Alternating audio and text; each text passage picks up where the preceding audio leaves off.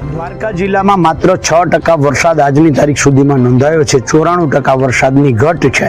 જિલ્લાને ખરેખર દુષ્કાળગ્રસ્ત જાહેર કરી દેવો જોઈએ અને 28 તારીખે રક્ષાબંધન છે।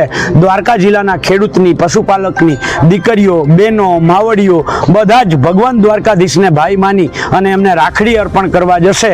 ત્યાં સુધીમાં સરકારને વિનંતી છે કે અમારે ત્યાં ન જવું પડે એની પહેલા દ્વારકા જિલ્લાને દુષ્કાળગ્રસ્ત જાહેર। દ્વારકા જિલ્લામાં માત્ર 6% વરસાદ આજની તારીખ સુધીમાં નોંધાયો છે। 94% વરસાદની ઘટ છે। જિલ્લાને ખરેખર દુષ્કાળગ્રસ્ત જાહેર કરી દેવો જોઈએ અને 28 તારીખે રક્ષાબંધન છે। દ્વારકા જિલ્લાના ખેડૂતની, પશુપાલકની દીકરીઓ, બહેનો, માવડીઓ બધા જ ભગવાન દ્વારકાધીશને ભાઈ માની અને એમને રાખડી અર્પણ કરવા જશે। ત્યાં સુધીમાં સરકારને વિનંતી છે કે અમારે ત્યાં ન જવું પડે એની પહેલા દ્વારકા જિલ્લાને દુષ્કાળગ્રસ્ત જાહેર। દ્વારકા જિલ્લામાં માત્ર 6% વરસાદ આજની તારીખ સુધીમાં નોંધાયો છે। 94% વરસાદની ઘટ છે। જિલ્લાને ખરેખર દુષ્કાળગ્રસ્ત જાહેર કરી દેવો જોઈએ અને 28 તારીખે રક્ષાબંધન છે। દ્વારકા જિલ્લાના ખેડૂતની, પશુપાલકની દીકરીઓ, બહેનો, માવડીઓ બધા જ ભગવાન દ્વારકાધીશને ભાઈ માની અને એમને રાખડી અર્પણ કરવા જશે। ત્યાં સુધીમાં સરકારને વિનંતી છે કે અમારે ત્યાં ન જવું પડે એની પહેલા દ્વારકા જિલ્લાને દુષ્કાળગ્રસ્ત જાહેર।